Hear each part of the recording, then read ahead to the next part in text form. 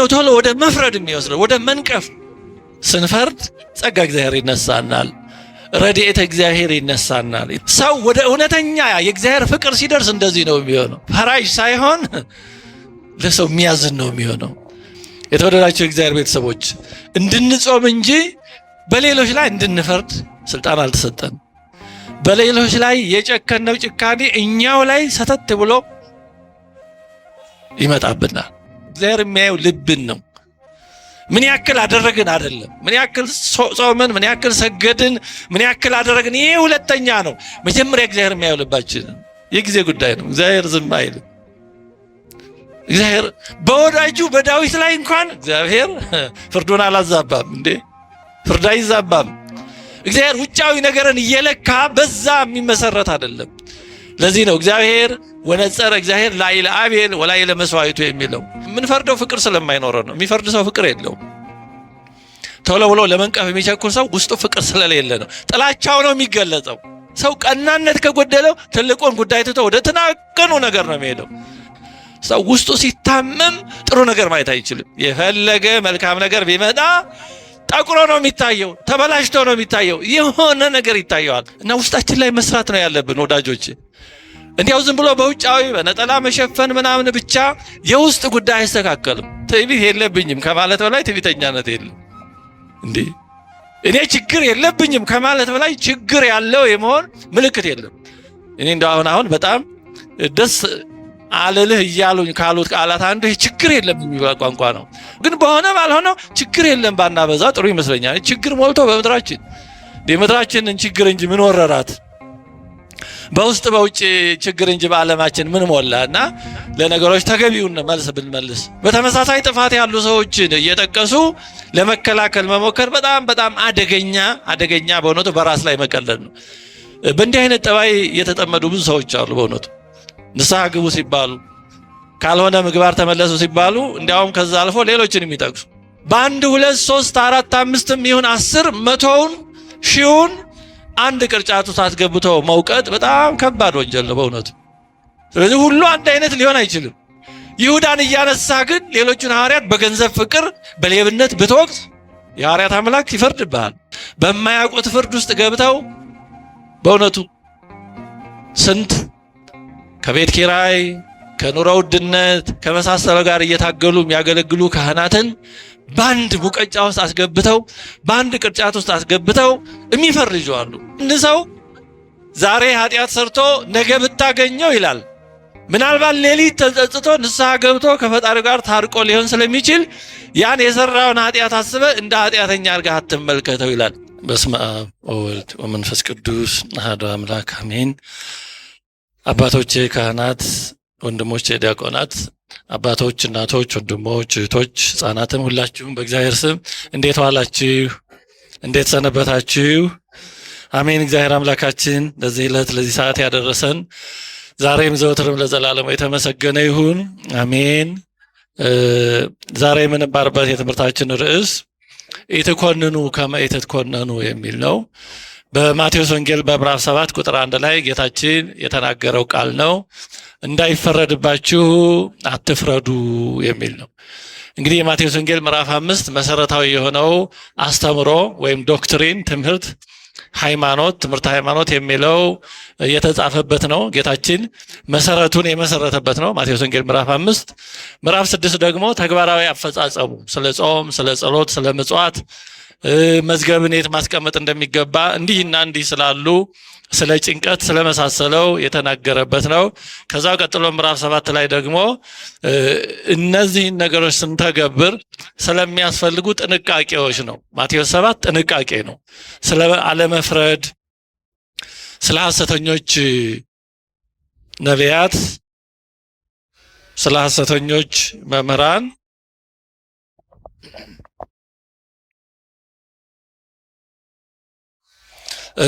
እና እንደዚህ ስላሉ ነገሮች ነው የተናገረው።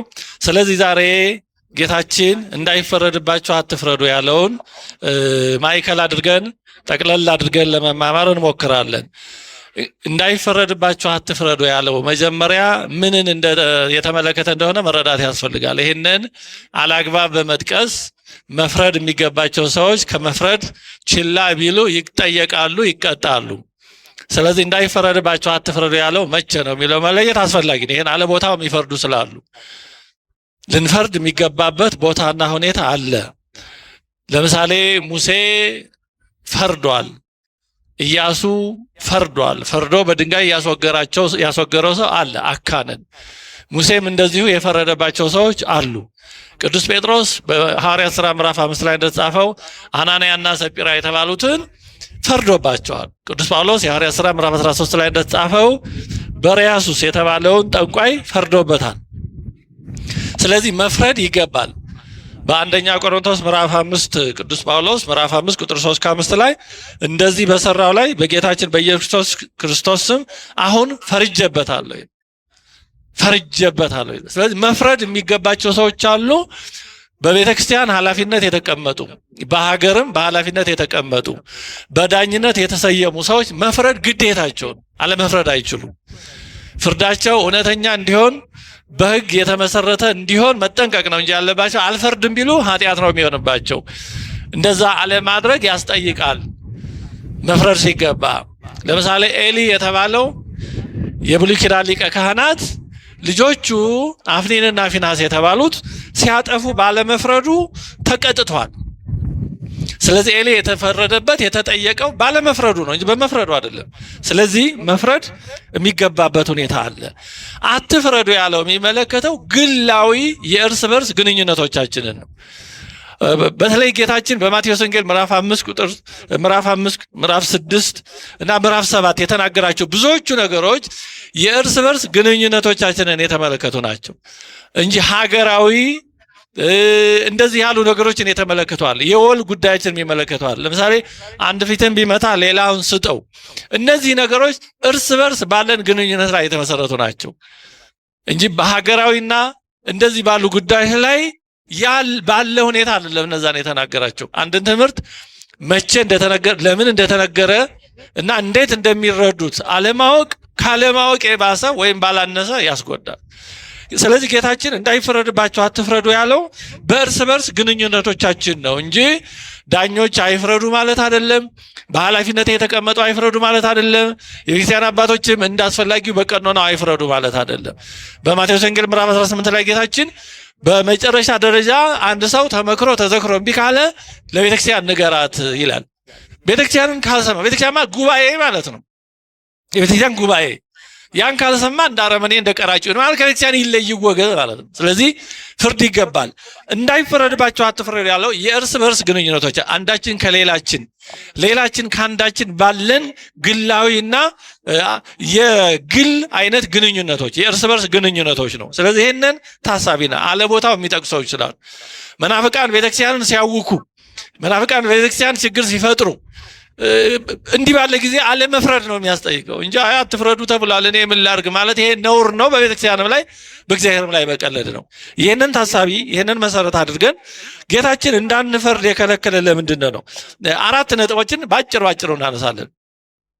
አንዱ መጀመሪያ የምናነሳው ለምንድን ነው ጌታችን በሌሎች ላይ እንዳንፈርድ የከለከለን? ልንፈርድ የማይገባው ለምንድን ነው? ልንፈርድ የማይገባው ስለ ብዙ ምክንያት ነው። አንዱ ምክንያት እኛ ፍጹማን ስላልሆነ ነው። ዳኛ በእውቀቱም በሚፈርድበትም ጉዳይ ፍጹም መሆን አለበት፣ ፍጹም አዋቂ መሆን አለበት። እንደገና ደግሞ እሱም ከሚፈርደው ጉዳይ ንጹህ መሆን አለበት። አለዛ በአንድ ነገር የሚጠየቅ ሰው በሌላ ነገር በሌላ ሰው ላይ ቢፈርድ ይሄ አስመሳይ ነው፣ ግብዝ ነው ማለት ነው። ግብዝነት ነው። እኔ በአንድ ኃጢአት ውስጤ እያለ በአንድ ነውር የምጠየቅ ሆኜ እያለ ያን እኔ ያደረግኩትን ነውር ባላደረገው በሌላው ላይ በሌላ ነገር ብፈርድ ይሄ ግብዝነት ነው። ሌላው ሰው ሌላ ነገር ሰርቶ የሚፈረድበት እንኳን ቢሆን እኔ ደግሞ የሚፈረድብኝ ሌላ ስራ አለኝ፣ ሌላ ችግር አለኝ ማለት ነው። ስለዚህ የራስን መርሳት ነው የሚሆነው፣ ግብዝነት ነው የሚሆነው። እኛ ደግሞ ፍጹማን አይደለንም፣ ንጹሐን አይደለንም። ማንንም ሰው ለመፍረድ በማንም ሰው ላይ ማንንም ሰው ለመውቀስ እንዲህ ጥፋተኛ ነው ለማለት እኛ ከጥፋት ንጹህ አይደለንም። ባይሆን ጥፋታችን ነው ሊለያይ የሚችለው። አሁን በአንድ ትምህርት ቤት አንዱ ተማሪ በአንድ ሰብጀክት የትምህርት አይነት ወድቆ ሊሆን ይችላል፣ ሌላው ደግሞ በሌላ የትምህርት አይነት ወድቆ ሊሆን ይችላል። ግን በአንድም ሆነ በሌላ ከወደቀ ወደቀ ነው። በምን ወደቀ ሌላ ሁለተኛ ጥያቄ ነው። ስለዚህ ሰዎች ስንባል በአንድም ይሁን በሌላ ማንጠየቅበት ነገር ያለ ንጹሐን አይደለንም። በእውቀትም ደግሞ ፍጹማን አይደለንም። እኛ የምናየው ውጩን ነው፣ ውስጡን አናውቅም። እኛ የምንሰማው ንግግሩን ነው ወይ የምናየው ድርጊቱን ነው። ከንግግሩና ከድርጊቱ ጀርባ ያለውን ነገር አናውቅም። ስለዚህ በማናውቀው ስለሆነ በአብዛኛው እንፍረድ የምንለው እንዳይፈረድባቸው አትፈረዱ ያለው የምንፈርደው በማናውቀው ስለሆነ ለመፍረድ እውቀቱም ብቃቱም ስለሌለን ነው አትፍረዱ ያለን። ከዚህ የተነሳ ነው። ሌላ አትፍረዱ ያለን እነዛ በምናየው ሁኔታ ሊፈረድባቸው ይገባል ጥፋተኞች ናቸው ብለን ምን ኮንናቸው ምን ፈርድባቸው ሰዎች ፍጻሜያቸው ምን እንደሆነ አናውቅም። እኛ የምናየው የዛን ዕለቱን ነው። ከዛ ቀጥሎ በምትኖረው ጊዜ ምን እንደሚሆን አናውቅም። ለምሳሌ ቅዱስ ጳውሎስን ቅዱስ እስጢፋኖስ ሲወገር ዋናው አስወጋሪ ወጋሪ ሳውል ነበር። የኋላው ቅዱስ ጳውሎስ የዛን ጊዜ ሳውል። ያን ጊዜ ቅዱስ እስጢፋኖስን ሲያስወግር ብቻ የምናውቀው ከሆነ ቅዱስ ጳውሎስን አናውቀውም። ግን በኋላ ተመልሶ ከሐዋርያት በላይ በጣም ደክሞ ከሌሎቹ የበለጠ መጽሐፍትን ጽፎ ከአዲስ ኪዳን መጽሐፍት ከግማሽ አለፍ ያለውን 14ቱን ከ27 ጽፎ ነው ያለፈው።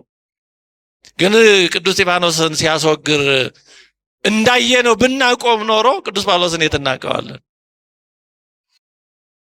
ቅዱስ ጳውሎስን አናውቀውም። ስለዚህ የኋላ ማንነታቸውን አናውቅም። ስለዚህ ያኔ በዛ ጥፋት የምንኮንናቸው ሰዎች ነገ እነማን እንደሚሆኑ አናውቅም። ፈጽሞ ሌሎች ሰዎች እጅግ በቤተክርስቲያን ልዩ ታሪክ ያላቸው ሰዎች ሊሆኑ ይችላሉ። ቅዱስ ጴጥሮስ 3 ጊዜ ሲክድ ብናየው ምንድነው የሚኖረን አቋም በቅዱስ ጴጥሮስ ላይ? ኋላ ግን ተመልሷል። ማህበረ ሐዋርያት ቀላቅሎታል። በጎቼን አደራ ብሎታል። በጌታችን ቀኝ የተሰቀለውን ሽፍታ ብናይ እስከ ዓርብ ከ6 ሰዓትም ማለፍ ብሎ የተወሰነች ሰዓት ድረስ የመጨረሻ ወንበዴ የመጨረሻ ወንጀለኛ ነበረ። ግን ቀድሞ ገነት የገባው እሱ ነው። ደግሞ ዛሬ ተዘከረን እግዚኦ በውስተ መንግሥትከ እያልን ብናነሳው ያን ሽፍታ ነው። ከሁሉ ቀድሞ ገነት የገባው ያን ሰው ነው። ያን እኛ አናውቅም። ያኔ ብንኖር የምናየው በጌታችን ቀኝ መሰቀሉን ወንበዴ፣ ሽፍታ፣ ነፍሰ ገዳይ የነበረ መሆኑን ያለፈ ታሪኩን ነው የምናውቀው። የወደፊቱን አናውቅም። ስለዚህ አትፍረዱ የተባለው የወደፊታቸውን ስለማናውቅ ነው። እኛ በዛ ቅጽበት እንዲህ ያደረጉ ብለን የምንፈርድባቸው የምንኮንናቸው በህሊናችን ከፍ ዝቅ አድርገን የምንሰቅላቸው የምናወርዳቸው ሰዎች ነገ እነማን እንደሚሆኑ አናውቅም። ነገ እንደ ቅዱስ ጳውሎስ ያለ ሰው ሊሆን ይችላል። እንደ ቅዱስ ጴጥሮስ ሊሆን ይችላል። እንደ ፈያታዊ ዘይማን ሊሆን ይችላል። ማን እንደሚሆን አናውቅም። እኛ ያየነው የዛን ጊዜ ኃጢአቱን ነው። ከዛ በኋላ የሚሆነውን ግን አናውቅም።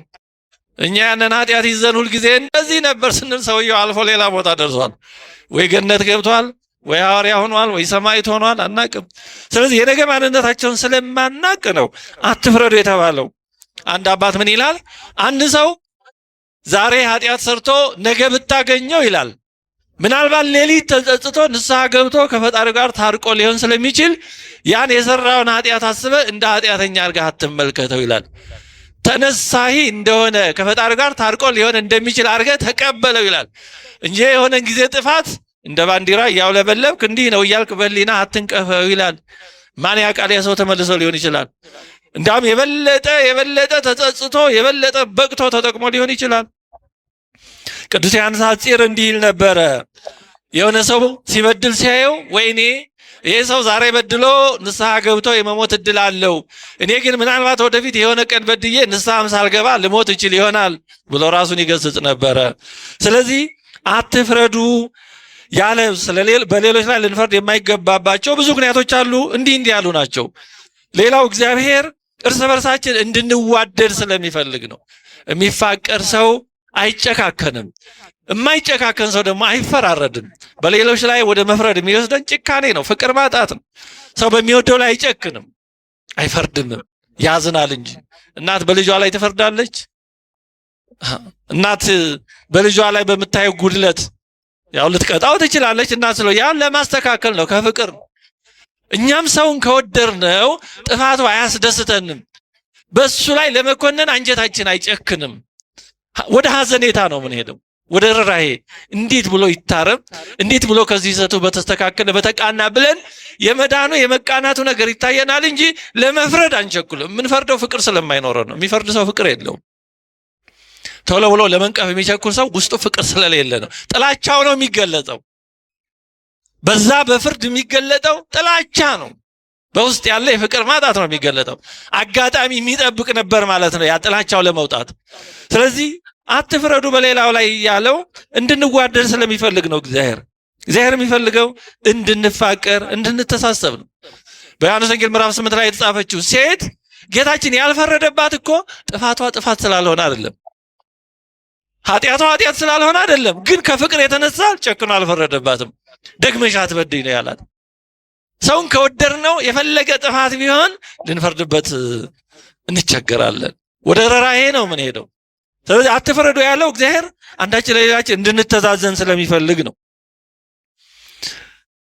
እንዲሁም ፍርድ የእግዚአብሔር ገንዘብ ብቻ ስለሆነ ነው። ፍርድ የእግዚአብሔር ስልጣን ነው፣ የኛ ስልጣን አይደለም። ወደ ፍርድ መግባት፣ በሰዎች ላይ ፈራጅ መሆን የእግዚአብሔርን ስልጣን መጋፋት ነው። ከአባቶች አንዱ አንድን ሰው ደከም ያለ እንደኔ ያለውን ሰው የሆነ ኃጢአት ሲሰራ አየው እና ፈረደበት በህሊናው። አይ ብሎ በቃ በህሊናው ኮነነው ማለት ነው። ይሄ አይጸድቅም አይነት ብሎ መደበበት በህሊናው። ይሄው ሰው ሌሊቱን አርፎ አደረ እና እግዚአብሔር መልእክት ላከ ወደዛ ሰው። ይህንን ሰው ወዴት ላስገባው? ወደ ሲኦል ወይስ ወደ ገነት ንገረኝ ብሎሃል ብሎ እግዚአብሔር ወደዛ ሰው መልእክት ላከበት። ይሄ ከባድ ተግሳጽ፣ በማያገባኝ ገባሁ ማለት ነው። እና ፍርድ የእግዚአብሔር ገንዘብ ነው። ይህን የመሰሉ ብዙ ታሪኮች አሉ። በእግዚአብሔር ስልጣን መግባት፣ ፈራጅ መሆን እግዚአብሔርን በጣም ያሳዝነዋል። ያው ስልጣናችን አይደለም ነው፣ ስለማይጠቅመን ስለማይገባንም ነው። ስለዚህ አትፍረዱ አለ እግዚአብሔር፣ ስለማይጠቅመን የኛ ስልጣን ድርሻም ስላልሆነ።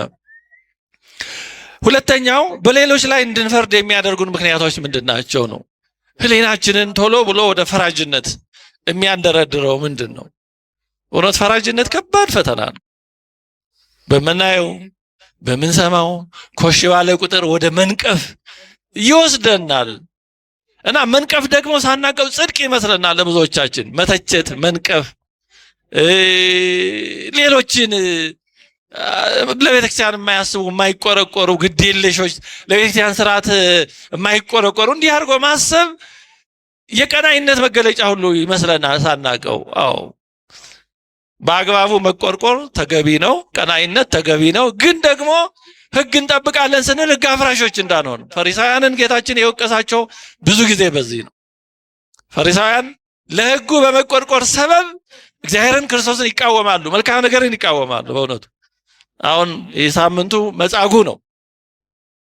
38 ዓመት ሙሉ ባልጋው ተጣብቆ የኖረ ሰው አይደለም በሰንበት በእሑድ በምንስ ቀን ቢፈወስ ደስ ያሰኛል እንጂ ቀን ያስመለክታል።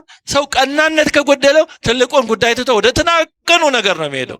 የቀናነት መጉደል የሚገለጸው በዚህ ነው። ደገኛውን ነገር ትቶ ያን መልካም ነገር የሚያጠቁርበትን ከዛ ከነጭ ላም ጠጉር እንደምንም ብሎ የሆነች ጥቁር ነገር ይፈልጋል።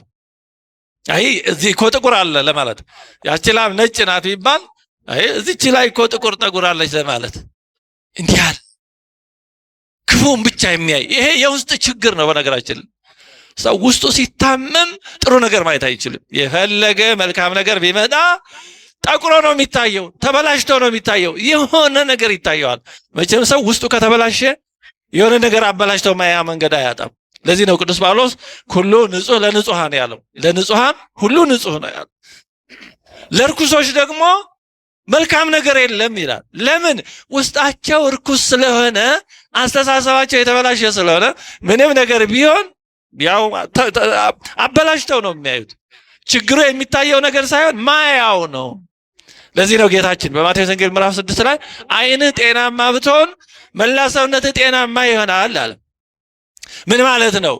የምናይበት መንፈሳችን ዓይን የተባለ ዓይን ነው። መንፈሳዊ እይታችን የምናይበት ጤናማ ከሆነ ነገሩን ሁሉ በጤና እናየዋለን። መንፈሳችን የተበላሸ ከሆነ ግን በማንኛው ነገር ሁሉ ችግር ነው የሚታየን፣ ብልሽት ነው የሚታየን። ስለዚህ ሰው ከውስጡ ነው ሊፈወስ የሚገባው። ውስጣችን ካልተፈወሰ ምንም መልካም ነገር ብናይ ለእኛ ያ መልካም አይደለም። ውስጣችን ጤናማ ከሆነ ግን የምናየው ነገር ጤናማ እንኳን ባይሆን ከዛ መልካም ነገር እናያለን። እንዲህ ይባላል፣ ሁለት ገዳማውያን በመንገድ ሲሄዱ አንዲት ቆንጆ የምትባል ሴት አዩ ይባላል። አንደኛው እንዲህ ተሸፋፍኖ ልብሱን ከልሎ እንዳይፈተን ይሆናል ወይ ብቻ አልፎ ሄደ። ሌላኛው ደግሞ ትክ ብሎ ያያታል እና ያኛው አልፎ ከሄደ በኋላ ይሄኛው ቀርታ እንዲህ ምን ሆነ ነው አንተ ትክ ብለህ እንዴት ሲታያለህ? መነኩሴ አይደለ ይሉታል። እኔ የማየው የእግዚአብሔርን ስራ ነው። እግዚአብሔር ከአፈር ከጭቃ እንዲህ አድርጎ አስቦ መፍጠር የሚችል መሆኑ ይገርማል። ይሄ እኮ አፈር ጭቃ ነው፣ ግን እንዲህ ያለ ማስዋብ የሚችል ውብ ድንቅ ፍጥረት አድርጎ መፍጠር የሚችል መሆኑን እያደነኩ ነው ይላል። አሁን የሁለቱ ሊና የተለያየ ነው እና ውስጣችን ነው ጉዳዩ ያለው ውስጣችን ላይ ነው እና ውስጣችን ላይ መስራት ነው ያለብን ወዳጆች። እንዲያው ዝም ብሎ በውጫዊ በነጠላ መሸፈን ምናምን ብቻ የውስጥ ጉዳይ አይስተካከልም። እና ለዚህ ነው ጌታችን እንዳይፈረድባችሁ አትፍረዱ ያለው። እንግዲህ በሌሎች ላይ እንድንፈርድ የሚያደርጉን ምክንያቶች ብዙ ናቸው። አንዱ ትዕቢት ነው፣ ራስን አለማወቅ፣ ራስን ከፍ አድርጎ ማየት፣ እኔ ከሌላው የተሻልኩ ነኝ ብሎ በውስጥ ሳናውቀው እንደዛ ነን ብለን ላናስብ እንችላለን። ግን በውስጣችን እንደዛ አይነት እሳቤ ካለ በሆነ ባልሆነው ሌላውን ንቆ አጥቅቶ መመልከት፣ ኮሽ ባለ ቁጥር ሌላው መንቀፍ ይታይ። ስለዚህ ትዕቢት በጣም ክፉ በሽታ ነው። ግን የሚገርመው ብዙዎቻችን ትዕቢት እንኳን ኖሮብን ትዕቢት እንዳለብን አናውቀውም። ክፋቱ እሱ ነው። የውስጥ በሽታ ነው። አንድን ሰው ሌላ ሰው ወደ አንድ አባት ሄደና እባክህ ያን አባት እገሌ የትዕቢት ትንሽ ፈተና አለበት እና እባክህ ምከረው ብሎ ነገረው እና የአባት ያን ሰው አስጠራው። ልጄ እንዳው ትንሽ ያው ቀጥታ እንደወረደ ሳይሆን ግን አለሳልሶ እንደው የትዕቢት ጾር ሳትኖርብህ አትቀርም፣ ተዋጋ እባክህ እንደዚህ ሲለው፣ ኧረ ምን ማለት ሆነ አባ እኔ ትዕቢት የሚባል የለብኝም ብሎ ተቆጣ። አይ ተው በቃ ራስ መሰከርክልኝ እንኳን ትዕቢት የለብኝም ከማለት በላይ ትዕቢተኛነት የለም እንዴ። እኔ ችግር የለብኝም ከማለት በላይ ችግር ያለው የመሆን ምልክት የለም። እኔ እንደው አሁን በጣም ደስ አለልህ እያሉኝ ካሉት ቃላት አንዱ ችግር የለም የሚባል ቋንቋ ነው። መቼም አንዳንዴ ቦታ ይኖረዋል። አረ ችግር የለም ብሎ ነገሮችን ቀለል ለማድረግ ጥሩ ነው። ግን በሆነ ባልሆነው ችግር የለም ባናበዛ ጥሩ ይመስለኛል። ችግር ሞልቶ በምድራችን የምድራችንን ችግር እንጂ ምን ወረራት? በውስጥ በውጭ ችግር እንጂ በዓለማችን ምን ሞላ? እና ለነገሮች ተገቢውን መልስ ብንመልስ እና ይሄ ምንም ችግር እንደሌለብን አርጎ ማሰብ ራሱ አንዱ የችግሩ መገለጫ። እውነተኛ ሰው በውስጡ ትዕቢት፣ እብሪት የሌለበት ሰው ችግር እንኳን ባይኖርበት ሰው ሲነግረው ምናልባት ሊኖርብኝ እኮ ይችላል ብሎ ደንገጥ ይላል። ምናልባት እኔ ሊሆን ይችል ይሆን ብሎ ይደነግጣል። ጌታችን ከእናንተ አንዱ አሳልፎ ይሰጠኛል ሲል እኔ ይሆን ብለው እኮ ሐዋርያት ደንግጠዋል። እንደዛ አይነት ሐሳብ ኖሮባቸው አይደለም። ግን ማን ያውቃል? ሰው ራሳችንን አናውቀውም። እኛ ማናውቀው ሰው የሚያውቀው ነገር ሊኖር ይችላል። ስለዚህ እኛ ያላየነውን ነገር ሰው ሲነግረን ይሄ ነገር ሊሆን ይችላል እኮ ብሎ ደንግጥ ማለት ያስፈልጋል እንጂ ኧረ ውሸት ነው፣ ኧረ እኔ እንዲህ ያለ የለብኝም ማለት ያ የሚባለው ነገር ያለብን ለመሆኑ የመጀመሪያ ምልክት ነው፣ ወይም እንደ ማረጋገጫ ነው ብለን ባንደመድም እንኳን ጥሩ ምልክት ነው። ምክንያቱም ጤነኛ ሰው ደንገጥ ይላል። ይሄ ምንም አልደነግጥም የሚል ሰው ይሄ በሽታ ነው። በጣም ደንድኖ አለባችን ማለት ነው። በምንም ነገር አይነካም ማለት ነው። እና ይሄ እንደዛ እንዳይሆን በእውነቱ ትዕቢት ራሳችንን የተሻለ አድርጎ የማየት በሽታ ብዙ ጊዜ በሌሎች ላይ እንድንፈርድ ይፈትነናል። የራሳችንን ኃጢአት እንረሳለን። እኛን እግዚአብሔር ከስንት ስህተት እንዳልጠበቀን፣ ከስንት ኃጢአት ይቅር እንዳላለን ለሌሎች ጨካኞች እንሆናለን። በእውነት እግዚአብሔር አሁን እኛ በሌላው በምንፈርደው ኃጢአት ቢፈርድብን እኛስ በዛ ጊዜ በፊቱ መቆም እንችላለን? በዚህ ምድር ላይ መመላለስ እንችላለን? እኛ በሌላው ላይ እንደምንፈርደው እግዚአብሔር በእኛም ላይ ቢፈርድ በዚህ ዓለም መኖር እንችላለን። ስለዚህ ወደ ትዕቢት የሚወስደው የራስን ማንነት መርሳት፣ ኃጢአታችንን መዘንጋት፣ ራሳችንን የተሻለን አድርጎ ማሰብ ነው የሚያመጣቸው። የተወደዳቸው የእግዚአብሔር ቤተሰቦች ራስን የተሻለ አድርጎ የማሰብ በሽታ በጣም ከባድ ቀላልም አይደለም። እንኳን እንደው ብዙዎቻችንን በመንፈሳዊ ሕይወት ገፋ አድርገው ብዙ የተጋደሉትን ብዙ ጸጋ የሚያገኙትንና እግዚአብሔርን በትጋት ያገለገሉትን ሳይቀር የሚፈትን አንድ በጣም የማይለቅ በሽታ ወይም ለብዙ ጊዜ የማይለቅ ብንለው ይሻላል፣ ራስን የተሻለ አድርጎ ማሰብ ነው። በተለይ በቤተክርስቲያን አገልግሎት እንደው በቤተክርስቲያን ዙሪያ እንደው በክርስትና ሕይወት ትንሽ ኖርን ብለን ስናስብ አንዱ ተጣብቆ የሚመጣው ፈተና ይሄ ነው። ራስን የተሻለ አድርጎ ማሰብ ሌሎችን ያነሱ በቃላት ላንለው እንችላለን። አረፍተ ነገር እንደዛ አድርገን ላንሰራ እንችላለን። እንዲህ ብለን ግን በውስጣችን እንደዛ አይነት ስሜት ይፈጠራል። ይሄን መታገል ትልቁ በእውነቱ ተጋድሎ። አለዛ ሳናቀው ራሳችን የተሻልን፣ ራሳችን እውነተኞች፣ ራሳችን ጥሩዎች፣ ሌላው ደግሞ ያልገባው ዝም ብሎ እንደዚህ አድርጎ በውስጣችን ሰይጣን በሂደት እየነገረ ሊያሳምነን ሊችል ይሆናል እና በሌሎች ላይ ሳናቀው ወደ ፈራጅነት የሚወስደን አንዱ ይሄን እና ይሄንን ራስን የተሻለ አድርጎ የማሰብን ነገር በጣም መታገል ያስፈልጋል። በታላላቅ አባቶች የምናገኘው አንዱ ትልቁ ፈተና ይሄን። በጣም ታላላቅ አባቶች የሚባሉ ሳይቀሩ በዚህ ተፈትነዋል። ቅዱስ እንጦንስ ተፈትነዋል። ቅዱስ መቃርዮስ ተፈትነዋል። እንደው ብዙዎቹ ተፈትነዋል። በዚህ እንደኔ አድርጎ ያገለገለ ይኖር ይሆን? እንደኔ አድርጎ ላንተ የተገዛ እንደኔ አድርጎ የተጋደለ ይኖር ይሆን የሚል ትንሽ ሌላ ይፈትናቸዋል። እግዚአብሔር እነዛን ያስተማረበት የራሱ መንገድ አለው እና ወደ ፍርድ የሚወስደን አንዱ ይሄ ለራሳችን የምንሰጠው የተሳሳተ ግምት፣ ራሳችንን ከፍ አድርጎ ማየት፣ ሌሎችን ዝቅ አድርጎ ማየት፣ የራሳችንን ኃጢአት መርሳት፣ እንደዚህ ያሉ ነገሮች ናቸው። ስነ ልቡናዊ ቀውሶችም እንደዚህ ወዳሉ ነገሮች ይወስዳሉ። ምን ማለት ነው? ስነ ልቡናዊ ቀውሶች ማለት ምን ማለት ነው? ሰው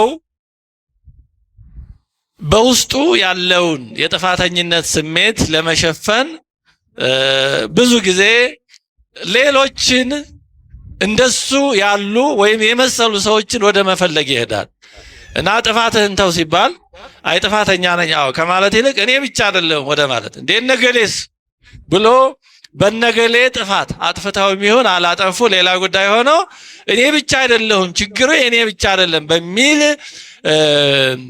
ካባ ውስጥ ለመደበቅ የመፈለግ ጠባይ ነው። ስለዚህ ወደ መፍረድ የሚወስደው አንዱ እንዲህ ያለ የውስጥ ስነ ልቡናዊ ችግር ነው። ስነ ልቡናዊ ቀውስ ነው። ይሄ በጣም ብዙ ችግር ነው በእውነቱ።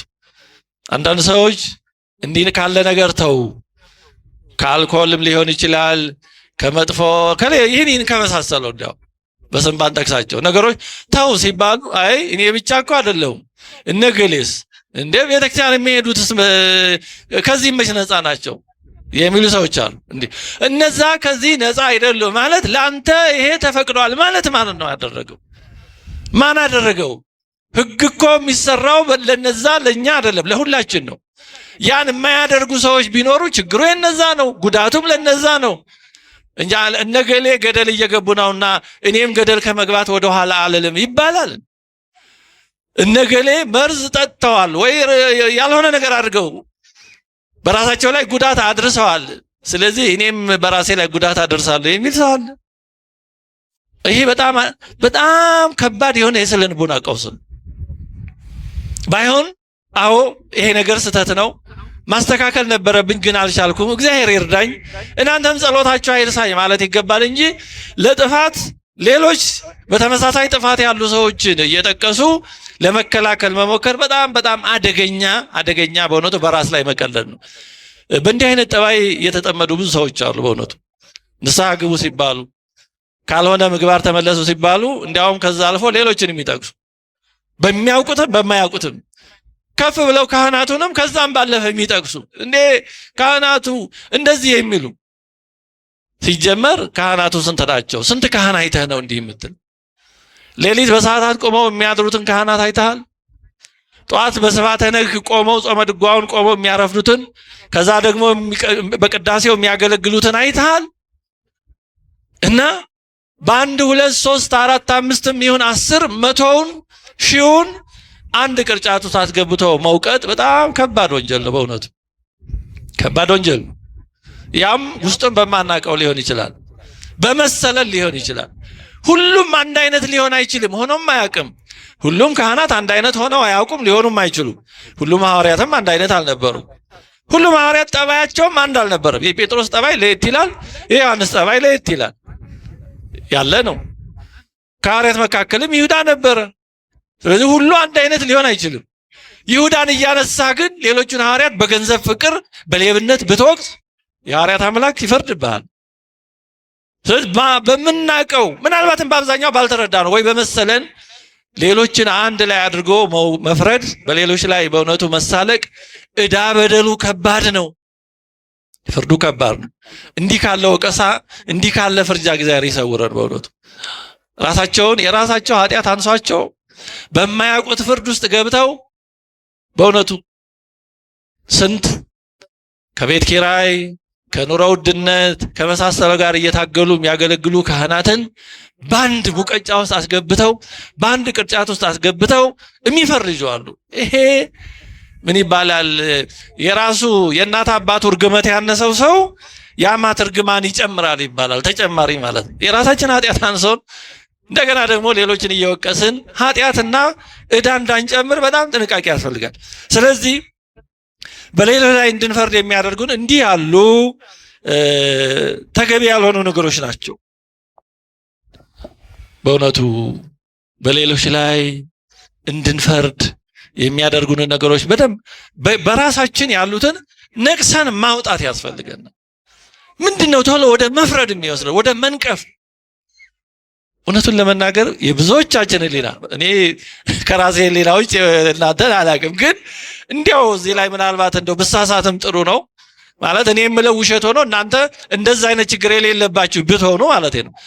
በተግባር ሲታይ ግን አሁን እንደው በአንዳንድ ማህበራዊ ሚዲያ እንደው በመሳሰለውም ሲታይ ሕሊናችን በጣም ለመንቀፍ እጅግ በጣም ሰበብ ነው የሚፈልገው። እኔ ሳይ በብዙ መንገድ ለመተቸት፣ ለመንቀፍ፣ ገፍቶ ለመጣል አይ ድሮስ ሮዲያ ብሎ ወደ መጥፎ ነገር ለመግፋት እና እዛው ለማስገብቶ አንድ ላይ ለመውቀት በጣም የብዙ ሰው ሕሊና ትንሽ ሰበብ ነው የሚፈልገው። ሮዲያ ድሮስ ምን ሊሆን ኖሯል አይነት እና ይሄ በሆነ ትልቅ ፈተና ነው። ክፉም በጎውም በተለያየ መንገድ ከመሰራጨቱ የተነሳ የብዙዎቻችን ሕሊና በጣም የቆሰለ ይመስለኛል ነው ያልኩት። እርግጠኛ ሆኜ ማወቅ አልችልም፣ ግን ይመስላል። ሲታይ ይመስላል። ብዙ ጊዜ ደግሞ የሚጮኸው ክፉ ነው፣ መልካሙ አይነገርም። ብዙ ጊዜ ለምሳሌ ዛሬ በዓለም ላይ ስንት መልካም ስራዎች ተሰርተው ውለው ሊሆን ይችላል፣ ግን እነዛ አይነገሩም። እንዲህ ያሉ ሰዎች ታረቁ፣ የተጣሉ ታረቁ፣ አንዱ ለአንዱ ምጽዋት መጸወተ፣ እንደዚህ ተብሎ ዜና ብዙ ጊዜ አይሰራም። ወይም በጣም ከተሰራም በጣም አልፎ ነው። እንዲህ ያሉ ነገሮች ጥሩዎች ናቸው፣ ግን ብዙ አይነገሩም። የሚነገረው መጣላቱ፣ መገዳደሉ፣ ጦርነቱ የመሳሰለው ስለሆነ እንደው አብዛኛው ያለው ይሄ ሊመስለን ይችላል። ግን ብዙ ጥሩ ነገሮችም ደግሞ አሉ። አብዛኛው ሰው ጥሩ ነው። በእውነቱ አብዛኛው ሰው ጥሩ ነው። ክፉዎች ጥቂቶች ናቸው፣ ግን ጥቂቶቹ ብዙ ይመስላሉ። ስለሚጮሁ ክፉ ስለሚጮህ የኛ ሕሊና ደግሞ በጣም ስለሚሳቀቅ የተወሰኑ ክፉ ነገሮችን ሲሰማ አይ በቃ ዓለሙ ክፉ ነው ወደሚል ድምዳሜ ልንሄድ ሁሉ እንችላለን። ስለዚህ በሌሎች ላይ እንድንፈርድ የሚያደርጉን እኒህና እኒህን የመሳሰሉ ምክንያቶች ናቸው። ሌላው ሶስተኛው በሌሎች ላይ መፍረድ የሚያስከትለው ውጤት ነው። በሌሎች ላይ መፍረድ ምን ውጤት ያስከትላል ካልን እጅግ በጣም ብዙ ጉዳት ያስከትላል። በሌሎች ላይ መፍረድ ዕዳው በጣም ብዙ ነው። በሌሎች ላይ መፍረድ የሚያስከትለው ጉዳት በጣም ብዙ ነው። ምክንያቱም የአምላካችንን ቃል መተላለፍ ነው። እንዳይፈረድባችሁ አትፍረዱ ነው የተባለው። ስለዚህ በሌሎች ላይ መፍረድ ዘላለማዊ ፍርድን ወይም ኩነኔን ያስከትላል። በምትፈርዱበት ፍርድ ይፈረድባችኋል ብሏል። እናንተ በምትሰፍሩት መስፈሪያ ይሰፈርላችኋል ነው የተባለው። እኛ በዛው በፈረድነው በራሳችን ላይ እያከማቸን ነው። ስለዚህ የሆነን ሰው ስንፈርድበት ያን ፍርድ ራሳችን ላይ የፈረድ እንደሆነ አንርሳ። ያን ሲል ሊያቀበን ይችላል። መቼም ለራስ አለማሰብ ስለማይቻል ዳዊትን እናስታውሰው። ዳዊት በኦርዮ ምክንያት እንደዛ በድሎ እግዚአብሔር ሽማግሌ ላከበት ናታንን። ወዳጆች ሲጣሉ እግዚአብሔር መቼም የፍቅር አምላክ ለወዳጁ ለዳዊት ሽማግሌ ናታንን ላከበት እንዲታረቁ ነው። ዳዊት አይድረስ ነው በኃጢአት ጨለማ በኃጢአት እንቅልፍ ውስጥ ስለሆነ ያለው እና በዚህ ጊዜ እንደምታውቁት ታሪኩን ናታን ነብዩ ለዳዊት መስሎ ነገረው። እንዲህ የሆነ በአገረ አንድ ድሃ ነበረ፣ እንደገና ደግሞ ባጠገቡ ባለጸጋ ነበረ፣ ብዙ በጎች ያሉት። ያ ድሃ ግን አንዲት በግ ብቻ ነበረችው እና ባለጸጋው እንግዳ ቢመጣበት ከብዙ በጎቹ መርጦ ማረድ እየቻለ የድሃውን አንድ በግ ቀምቶ አረደበት ለእንግዳው አለው። ኧረ በስመ አብ በአገሬ እንደዚህ ይደረጋል? እንደዚህ ተደርጎ ከሆነ እንዲህ ያደረገው ሰው ስለ አንድ እጥፍ ስንት ይክፈል አለ። 4 እጥፍ ይክፈላል። ያ ሰው እኮ አንተ ነህ አለው ነቢዩ ናታን። አሁን ዳዊት ያችን የኃጢአት ይሄ የማርያም መንገድ እንደሚባለው ያችን የኃጢአት ሀፍረት የሚከላለት ነበር የሚፈልገው ወዳው ልቡ። ዳዊት ልቡ ከእግዚአብሔር አልራቀም። እንደዚህ ነው ቅዱስ ዮሐንስ አፈወርቅ እንዲህ ይላል፣ ልባቸው ከእግዚአብሔር የማይርቅ ሰዎችን ቢበድሉ እንኳን እግዚአብሔር ይጠራቸዋል ይላል። ለምን? ያ ኃጢአት አስበውት የህይወት መንገድ አድርገው መርጠውት አይደለም። እንደ እንቅፋት ነው ድንገት የሚመጣቸው ባቸው። እንግዳ የተባለው ለዚህ ነው። እንግዳ ድንገት ነው የሚመጣው። ያው በእርግጥ በቀጠሮ የሚመጣም እንግዳ ይኖራል። እዚህ ላይ የዳዊት እንግዳ ግን በድንገት ነው የመጣበት፣ አስቦት አይደለም። ስለዚህ እንደዚህ ባለ ሁኔታ እግዚአብሔር ከልባቸው ሆኖ ግን ድንገት የኃጢአት እንቅፋት የሚገጥማቸውን እግዚአብሔር ይጠራቸዋል፣ አይተውም ወዳጆቹን። በአንጻሩ ግን እንደ ፈሪሳዊው ቢጾሙ ቢጸልዩ ከ11 አስራቱን ቢያወጡ በኩራቱን ቢያወጡ ልባቸው በክፋት የተሞላውን ግን በነዛ ስራዎቻቸው እንኳን ሳይጠቀሙ ይቀራሉ። ባዶውን ተመለሰ የተባለው ለዚህ ነው። እግዚአብሔር የሚያየው ልብን ነው። ምን ያክል አደረግን አይደለም። ምን ያክል ጾምን፣ ምን ያክል ሰገድን፣ ምን ያክል አደረግን፣ ይሄ ሁለተኛ ነው። መጀመሪያ እግዚአብሔር የሚያየው ልባችን። ይሄን መርሳት የለብንም። እግዚአብሔር ውጫዊ ነገርን እየለካ በዛ የሚመሰረት አይደለም። ለዚህ ነው እግዚአብሔር ወነጸረ እግዚአብሔር ላዕለ አቤል ወላዕለ መስዋዕቱ የሚለው። እግዚአብሔር ወደ አቤልና ወደ መስዋዕቱ ተመለከተ ነው የሚለው፣ ወደ መስዋዕቱ አይደለም። የመስዋዕቱ ብዛት ምንድነው? በግ ነው? እህል ነው? ሁለተኛ ሶስተኛ ጉዳይ ነው። እግዚአብሔር መጀመሪያ የሚያየው ሰውየው ልቡናውን ነው። የተወደዳችሁ እግዚአብሔር ሰዎች፣ ጾም አንዱ አስፈላጊነቱ ልቡናን ማንጽያ ነው እንጂ በምንጾመው ሰዓት እንድንፎካከር፣ እንድንወዳደር፣ እንድንታበይም አይደለም።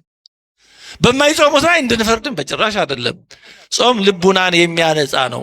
ቤት ሲጠረግ እንደሚያምር ቆሻሻው ሲጠራ ደስ እንደሚል ጾምም ልቡናችንን ሰውነታችንን በማጥራት በእግዚአብሔር ፊት ደስ የሚያሰኝ እንዲሆን ነው።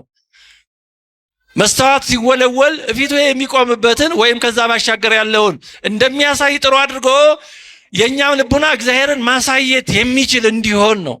ጾም መጥረጊያ፣ መሰንገያ፣ መወልወያ ነው። ስለዚህ እንደ ዳዊት ልቡናቸው ከእግዚአብሔር ጋር የተገናኘ የሆኑትን ድንገት የሚመጣውን ኃጢአት እግዚአብሔር ይጠርግላቸዋል። ቆሻሻ ነበር፣ በናታን አማካኝነት ጠረገለት፣ አስወገደለት። ግን ቢሆንም በራሱ ላይ ነው የፈረደው። ስለ አንድ 4 ይክፈል ስላለ ያ በራሱ ላይ የፈረደው ፍርድ ሆኗል። ዳዊት 4 እጥፍ ፍርድ መጥቶበታል። አንደኛ የተጸነሰው ልጅ ሞተ፣ አዘነ ዳዊት። ሁለተኛ አንዱ ልጁ አምኖን የተባለው ሌላውን ልጁን ማለትም አምኖን እህቱን ትዕማርን ማይገባ ስራ ሰራ። ሶስተኛ አቤሴሎም ይህንኑ አምኖንን ተበቅሎ ገደለው። ወንድምና ወንድም የዳዊት 2 ልጆች ተገዳደሉ፣ እርስ በርሳቸው ነውር ሰሩ። በቤት የሰራው ነውር፣ በኦርዮ ላይ የሰራው ነውር በራሱ ላይ መጣበት። በሌላው ላይ የምናደርገው የሆነን ቤት ካፈረስን የኛን ቤት የሚያፈርስ ያመጣል። የጊዜ ጉዳይ ነው። እግዚአብሔር ዝም አይልም። እግዚአብሔር በወዳጁ በዳዊት ላይ እንኳን እግዚአብሔር ፍርዱን አላዛባም እንዴ። ፍርድ አይዛባም። ዳዊት ወዳጄ ነው ብሎ በኦሪዮ ላይ ያደረገውን በደል ሳይበቀለው አልተውም። በቀል ማለት ፍርድ ማለት ነው። እንደኛ ይሄ የበቀል ስሜት አለ። ፍርድ ነው፣ ፍትህ ነው። ስለዚህ አራተኛ አቤሴሎም ከቤተ መንግስቱ አባረረው፣ አሳደደው። እያለቀሰ በደብረ ዘይት ተራራ ወጥቶ ዮርዳኖስን ተሻግሮ ወደ ማዶ ሄደ። ዛሬ ጆርዳን ወደምንን ዳዊት ህይወቱ ከዚህ ጊዜ በኋላ የተመሰቃቀለ ነበር። የዳዊት ህይወት አራት እጥፍ ይክፈል እንዳለ አራት እጥፍ በራሱ ላይ ከፈለ። ይሄን ታሪክ ያመጣውን ለምንድን ነው? ስንፈርድ በራሳችን ላይ ነው የምንፈርደው። የሆነን ሰው አይተን ፈርደንበት በህሊናችን ከሆነ በቃ እኛም ያንን በራሳችን ላይ አስተላልፈናል። ራሳችንን አይፈረድ ነው። ምሕረት ለመለመን እንኳን አይመችም ይሄ። ምክንያቱም ራሳችንን በራሳችን ላይ ያመጣ ነው። እግዚአብሔር ቢሆን የፈረደብን እባክህ ማረኝ እንላል። ራሳችን በራሳችን ፈርደን እንዴት አድርገን? ስለዚህ መፍረድ፣ በሌላው ላይ መፍረድ በራስ ላይ መፍረድ ነው። በሌላው ብንራራ እግዚአብሔርም ይራራልናል። አቤት ባህሪያችን ደካማ ነው፣ የሆነ ነገር አስቸግሮት ይሆናል እያል በጎ ምክንያት የምንሰጠው እግዚአብሔር ለኛ ይራራልናል። እንደምናደርገው ነው የሚያደርግልን። በምትሰፍርበት መስፈሪያ ይሰፈርልሃል አለ እግዚአብሔር። እኮ እውነት ግልጹን ነግሮናል። እግዚአብሔር ዘንድ እኮ ምንም የቀረ ነገር የለም። ሁሉም እጃችን ላይ ነው።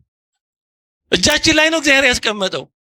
እንደው ምንም ማድረግ በማንችልበት ሁኔታ ምንም ማመካኘት አትችሉም እንዳለው እኔ መጥቼ ባልነገርኳቸው ለኃጢአታቸው ምክንያት ሊኖራቸው ይችል ነበር።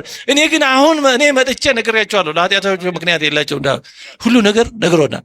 ስለዚህ በራስ ላይ መፍረድ ነው፣ በሌላው ላይ መፍረድ የራሳችንን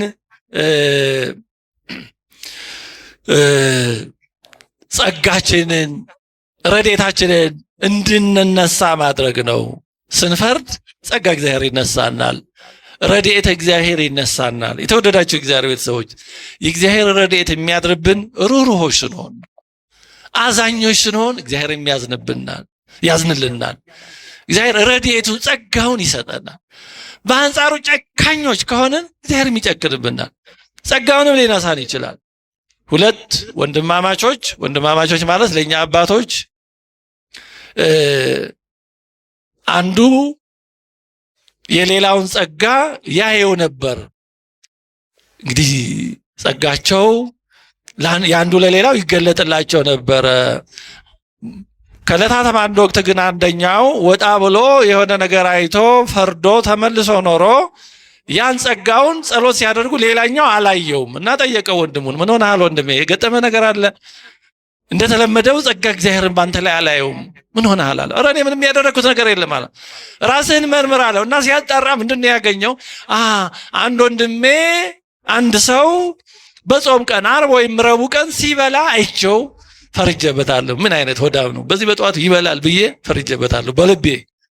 እሱ ነው ኃጢአት ያለ። በኋላ ንስሐ ገባ፣ ተመልሶ እግዚአብሔር ይቅር አለው። ያን ጸጋውን እንደ ቀድሞ በዛ ሰው ላይ ሲያርፍ ሌላ ጓደኛው አይቷል። የተወደዳቸው እግዚአብሔር ቤተሰቦች እንድንጾም እንጂ በሌሎች ላይ እንድንፈርድ ስልጣን አልተሰጠን። ማስተማር ተገቢ ነው፣ መንገር ተገቢ ነው። ከዛ ባለፈ ግን መፍረድ፣ መንቀፍ፣ መተቸት ፈጽሞ አልተፈቀደልንም። እግዚአብሔር እኮ ቀላል ነው ያደረገልን። በእውነቱ የማይጾሙትን ንቀፉ፣ ጥሉ ቢለን ከባድ ነበር። ቀላል አደረገልን። በቃ ይሄ እናንተ ጉዳይ አይደለም። እግዚአብሔር እኮ በጣም ነገሩን ሁሉ ቀላል ነው ያደረገልን። ስለዚህ በሌሎች ላይ መፍረድ ከባድ ኃጢአት ነው፣ ብዙ ጉዳት ያደርሳል። ራሳችንን ለእግዚአብሔር መዓት አሳልፎ ይሰጣል። በሌሎች ላይ የጨከነው ጭካኔ እኛው ላይ ሰተት ብሎ ይመጣብናል። ታዲያ በመጨረሻ አራተኛ ከመፍረድ ኃጢአት እንድንጠበቅ ምን እናድርግ? ከመፍረድ ኃጢአት እንድንጠበቅ ማድረግ ከሚያስፈልጉ ነገሮች አንዱ ለሰዎች ድርጊት በጎ ምክንያት መስጠት ነው። ሰዎች እኛ ጥፋት ነው ብለን የምናስበውን ነገር ለሚያደርጉበት ምክንያት ሊኖራቸው ይችላል። እኛ አልተረዳነው ሊሆን ይችላል፣ ስላልጠየቅናቸው ወይ ስላልነገሩን ወይ ቢነግሩንም ላይገባን ይችል ይሆናል። ስለዚህ በጎ ምክንያት መስጠት ምናልባት እኛ ያልተረዳናቸው ነገር ሊኖር ይችላል፣ እኛም ስላልደረስንበት ሊሆን ይችላል። ቅዱስ ጳውሎስ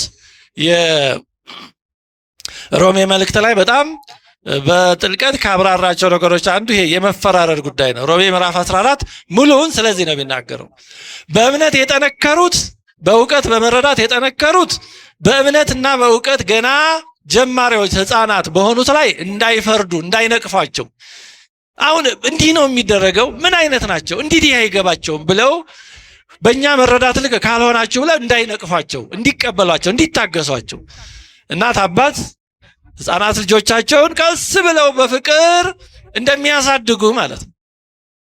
በአንጻሩ ደግሞ በእውቀትም በእምነትም ገና ጀማሪ ደካማ የሆኑት ደግሞ በእውቀትም በእምነትም ከፍ ያሉት ሻል ያሉት የሚያደርጉትን ያለ አቅማቸው ተንጠራርተው እንዴት እንዲህ ይደረጋል ብለው እንዳይነቅፉ ሁለቱንም አሳስቧል።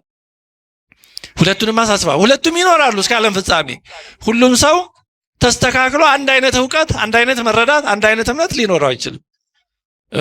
ሃይማኖታችን አንድ ነው፣ እምነታችን ግን እንደየሰዎቹ ይለያያል። ጠንካራ እምነት ያለው አለ፣ ደካማ እምነት ያለው አለ፣ ፍጹም እምነት ያለው አለ፣ ተራራ የሚያፈልስ እምነት ያለው አለ፣ ጌታችን እንዳደረገ ማድረግ የሚችል እምነት ያለው አለ፣ ገና ደግሞ የሚያነክስ እምነት ያለው አለ። ብዙ አይነት አለ። እውቀትም እንደዚያው ነው። ብዙ የሚያውቃል፣ ጥቂት የሚያውቃል፣ ብዙ ነገር።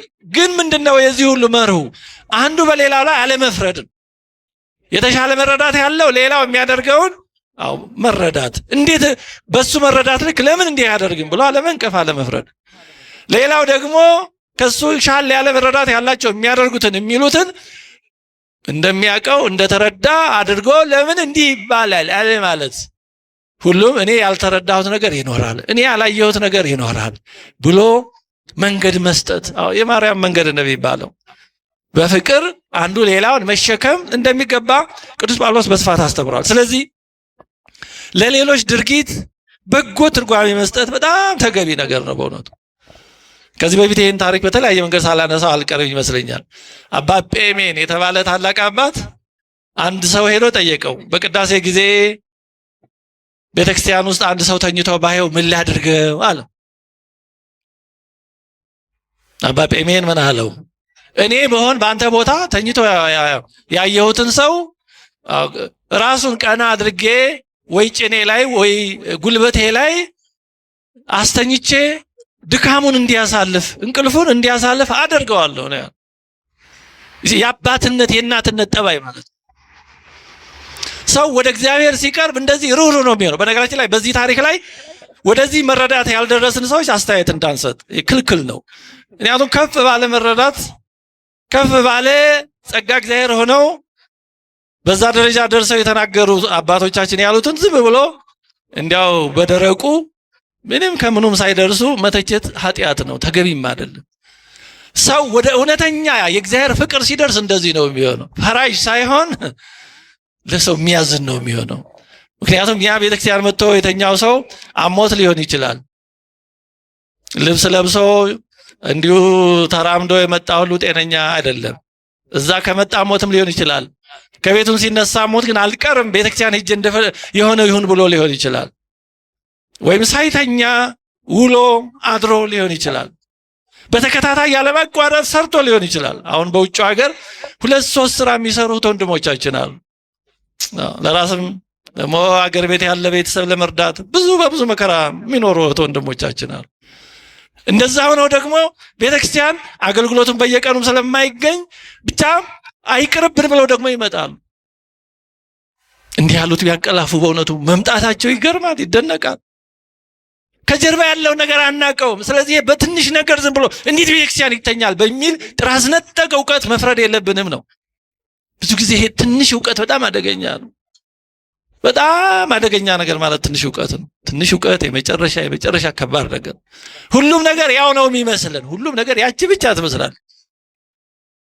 ሁሉም ነገር ያቺው ብቻ። ከዛ ያለፈ አንድ መጽሐፍ ካነበበ ሰው ተመጠንቀቅ ይባላል። አንድ መጽሐፍ ብቻ ካነበበ ሰው ለምን እሱም ያውቀው ያችን መጽሐፍ ስለሆነ እዛች መጽሐፍ ካለ አዮ መጽሐፉ ይላል ነው የሚለው። ሌሎች መጽሐፍት ምን እንደሚሉ እሱ አያውቅም ስለመኖራቸው። እዛች መጽሐፍ ከሌለ ደግሞ አይ መጽሐፍ አይልም ነው የሚለው። ለምን እሱም ያውቀው ያችን መጽሐፍ ናት። ስለዚህ አንድ መጽሐፍ ካነበበ ሰው ተጠንቀቅ ይባላል። እንዲህ ካለ ሰው ጋር ተነጋግሮ መግባባት አይቻልም። መግባባት እንዴት ይቻላል? እና እንደዚህ በምናቃት በሆነች ነገር ተነስቶ ወደ መፍረድ ወደ መተቸት መሄድ እንዳይኖር ለሰዎች ድርጊት በጎ ምክንያት መስጠት በጣም ተገቢ ነው። በጣም ተገቢ ነው። ወደ ፍቅር ማድላት፣ ወደ ርህራሄ ማድላት፣ ወደ በጎ ማድላት። ዮሴፍ ያደረገው እንደዛ ነው። ወንድሞቹ ተጸጽተው እንዲያው እንደዛ ስላደረግን በኋላ እንዳትበቀለን ባሉት ጊዜ ለምን ብዬ ይበቀላቸዋል? እናንተ ለክፋት አሰባችሁት፣ እግዚአብሔር ግን ለመልካም አደረገዋል። በበጎ መተርጎመዋል። በደላቸው ስላልጎዳው አይደለም፣ ስላልተሰማው አይደለም፣ ግን እግዚአብሔር ለበጎ አድርጎታል። የበለጠውን ማየት፣ በጎውን ስዕል ማየት። በማንኛውም ነገር በጎውን ነገር ካየነው እኮ በጎ ነገር እኮ አለ። ሰው እኮ ሰይጣን ብቻ አይደለም፣ ሰይጣንም አይደለም፣ መልአክም አይደለም። እና በሆነ ሰው የሆነ ጊዜ በጣም እንደው እንድንነቅፈው እንደው ምን ነካው እንድንል የሚያደርገን ነገር እንኳን ቢመጣ በዛ ጊዜ ሌላ ጊዜ ያደረጋቸው መልካም ነገሮች ማስታወስ። እንግዲህ መቼስ ሰው ሆኖ የማይሳሳት ብረት ሆኖ የማይዝግ እንደተባለ ሆኖበት ነው እንጂ በሌላ ጊዜ እንዲህ የሚያደርግ አልነበረ። ስለዚህ አንዳንድ ጊዜማ ብሎ ማለፍ ይታለፋል። በራሳችን ማየት ነው ትልቁ መፍትሄ ያለው ራሳችን ላይ። እኛ አጥፍተን አናቅም። እኛ የሰው ርህራሄ አስፈልጎን አያቅም። እኛ የሰው ይቅርታ አስፈልጎን አያቅም። እኛ ምን ነው እንደው ይሄ ሰው ይሄንን ጥፋቴን እንዳላደረግኩ አድርጎ በቆጠረልኝ ብለን አናቅም። ሌላውም እንደዛ ይገጥመዋል። እኛ እንደዛ አይነት ነገር እንደሚገጥመን ሌላውም ሰው ይገጥመዋል። ስለዚህ እኛ ልክ በዛ ሰው ቦታ እንደሆነ አድርገው ማሰብ ቶሎ ከመፍረድ ብዙ ሊረዳን ሊያስታግሰን ይችላል። እኔ በዚህ ሰው ቦታ ብሆን እንዲያውም እንዲህ ብሎ ማሰብ እንኳን በዚህ ሰው ቦታ አልሆንኩኝ እኔ ብሆን ብሎ ቶሎ ይቅር ማለት፣ ቶሎ መተው፣ ቶሎ ወደ ምሕረት መንገድ ማየት በጣም ጥሩ ነገር ነው። በጎ ሐሳቢ መሆን፣ ነገሮችን በቀና መተርጎም፣ እኛ ያልተረዳናቸው ነገሮች ሊኖሩ እንደሚችሉ መረዳት። ሁሉን ነገር አናቅም። ምናልባት ለጊዜው እኛ ስተት የመሰለን ነገር በኋላ ቆይተን ስንረዳው እውነት ሊሆን ይችላል። እኛ ስተት፣ እነዛ ሰዎች ልክ ሆነው ሊገኙ ይችላል። ስለዚህ መጀመሪያ ፍርዱን አለማጽናት፣ ምክንያቱም በኋላ ጸጸቱን ያበዛብናል። ባላወቅነው ፈርደን ተችተን ነቅፈን ከነበረ በኋላ ስንረዳ ወይኔ ልክ ባላወቅኩት ነው ብለን የበለጠ ልንጸጸት እንችላለን። ስለዚህ መጀመሪያ ቀለል ማድረግ፣ እንዲህ ባለ ሁኔታ ማየት እኛም ኋላ ብዙ እንዳንጸጸት ብዙም እንዳንጎዳ ሁሉ ሊጠብቀን ይችላል። በሌሎች ላይ ስለመፍረድ የሚነገሩ ነገሮችን አለመስማት፣ ለመስማትም እድል አለመስጠት። በተቻለ መጠን ሰዎችን የሚያነሳ ወደ ሐሜት የሚወስድ ነገርን በተቻለ መጠን መቀነስ ጥሩ ነው። አዎ፣ ምክንያቱም እግዚአብሔር አጣርታችሁ ፍረዱልኝ አላለን፣ መረጃ አጣርታችሁ አምጡልኝ አላለን። እና በተቻለ መጠን ሌሎችን ወደ ማንሳት የሚወስዱ ነገሮችን መታገስ በጣም ጥሩ ነው። ለማጠቃለል እግዚአብሔር የኛን ኃጢአት ሸፍኖ ታግሶ እንደሚያኖረን እኛም ያንን ሙሉ በሙሉ ማድረግ ፈጽሞ ባንችልም ለሌሎች ግን በሚቻለን ማድረግ መቻል አለብን። እኛ የሰዎችን ኃጢአት ስንሸፍን እግዚአብሔርም የኛን ኃጢአት ይሸፍልናል። እኛ የማናቀውን ግን የመሰለንን ትንሽ ነገር አይተን ብንታገስ፣ ሰምተን ብንታገስ እግዚአብሔር ደግሞ በእውነት የሚያውቀውን ደግሞ ብዙ የሆነውን ኃጢአታችንን ይታገሰናል። ስለዚህ እንዳይፈረድባቸው አትፍረዱ ያለው ለእኛው ለራሳችን ጥቅም ነው። የተወደዳቸው እግዚአብሔር ቤተሰቦች፣ በሆነ ባልሆነው ሰዎችን ወደ መንቀፍ፣ ወደ መፍረድ፣ ወደ መተቸት የሚፈታተነንን ሕሊና እንታገለው። በእውነቱ በቀላሉ መጽደቅ የሚያስችል ይሄ ነው። በዜና ምን የሚል ታሪክ አለ? አንድ መናኝ ሲያርፍ ብዙም በተጋድሎ የማይታወቅ ነበር። እኔ ያው በገዳም ነው የኖረው፣ ግን ብዙ አይነት ስላለ በገዳም ብዙ ያልተጋደለ እንዲያው ሲመሽ ሲነጋ አይኖረ ነበር። ግን ሲሞት ቅዱሳን መላእክት ተገልጠውለት በእረፍት ሆኖ ፊቱም ደስ ብሏት ይሄ የተጠቀሙ የበቁ ሰዎች ሲያርፉ እንደሚሆነው አይነት ሆኖ ሊያርፍ ሲል አባቶች ጠየቁት። ወንድማችን አቤት፣ እኛ በምናውቀው እንደው ብዙ ተጋድሎ ስታደርግ አላየንህም። በምናውቀው ነው፣ የማናውቀውን አናውቀውም። ግን አሁን እያረፍክ ያለው በልዩ ሐሴት ነው። ምንድነው ለዚህ ክብር ያበቃ? እባክህ ንገረን እንድንጠቀም አሉት። እና ምን አላቸው? አባቶቼ እንደምትሉት ልክ ናችሁ። እኔ ምንም የተለየ ያደረግኩት ነገር የለም፣ እንደው በገዳም ዝም ብሎ ከመኖር ያለፈ። ግን ምናልባትም ይመስለኝ እንዳይፈረድባችሁ አትፍረዱ የሚለውን የጌታ ቃል ግን ለመጠበቅ በተቻለ መጠን ስጠነቀቅ የኖርክ ይመስለኛል። የጠቀመኝ ያ ይመስለኛል። እና አለመፍረድ የተለየም ድካም አይጠይቅም። በእውነቱ እንደ ስግደቱ እንደ ሌላው እንደ ጾሙ የተለየ ድካምም መራብም መጠማትም መውጣትም መውረድም አይጠይቅም። ህሊናን መቆጣጠር ነው። ግን ቀላል አይደለም። የህሊና ውጊያ ቀላል አይደለም። ስለዚህ በተቻለ መጠን ማንፈርድ ለመሆን እንድንችል ሌላችንን እናዘጋጅ። እግዚአብሔርም እንዲረዳ እንጠይቀው። በምናየው በምንሰማው ኮሽ ባለ ቁጥር ሰዎችን የምንነቅፍ አንሁን። በአብዛኛው ብዙ ነገሮች ይመስሉናል እንጂ ደግሞ የሚሆኑት እንደሚመስሉት አይደለም። በውጭ የሚታየው በሚዲያ የሚራገበውና መሬት ላይ ያለው ሌላም ሊሆን ይችላል። ተመርጦ ጫፉ ተይዞ ሊሆን ይችላል የሚሮጠው። ከጀርባ ያለው ጉዳዩ ሁሉ ሌላ ሊሆን ይችላል እና ጌታችን እንዳይፈረድባቸው አትፍረዱ እንዳለ በማንም ላይ የማንፈርድ እንድንሆን እግዚአብሔር ይርዳን። በመጨረሻ ወንድማችን ዲያቆን መምህር ዘላለም እንግዲህ ማረፉን ሰምታችኋል። በእውነቱ በጣም የምንወደው የምናከብረው ወንድማችን ነበር። በድንገት ማረፉን በመስማታችን ሁላችንም አዝነናል። ሰው ታሞ እንደዛ ባለ ሁኔታ ህመሙ ሲሰማ ያው ህሊናም ልቡናም እየጠረጠረም እየጠበቀም ይሄዳልና እንደዛ ባለ መሞት ሲሰማ መቼም ሞት ሁልጊዜም አዲስ ቢሆንም እንዲሁ ድንገት ምንም ሳይሰማ ከሚሆነው ትንሻኛው ልቡናን የማጽናናት አቅም አለው። ግን ይሄ ድንገት ስለሆነ በእውነቱ በጣም አስደንግጦናል። ግን ያው ወደ ተሻለ ወደ በለጠው ነው የሄደው። በዚህ ዓለም ለመኖር ምንም የሚያጓጓ ነገር የለም። ልሙትም አይባልም አለሙትም አይባልም። እንደ እግዚአብሔር ፈቃድ ነው እና ተፈጥሯዊ በሆነ መንገድ የመጣ ያው የእግዚአብሔር ፈቃድ ነው። ግን በማረፉ በእውነቱ በጣም አዝነናል። የወንድማችንን የመምህር ዘላለም የወልደ ሰማዕት ነፍሱን ባገለገሉ በቅዱሳን አባቶቻችን በሐዋርያት ቦታ በብሩህ ገጽ ያለ አበሳ ያለ ወቀሳ ይቀበልልን። ቋሚ ደግሞ ያሉ ቤተሰቦቹን ያጽናናልን። እንግዲህ በእውነቱ ይህንን ለመግለጽ ነው። እግዚአብሔር ይስጥልኝ።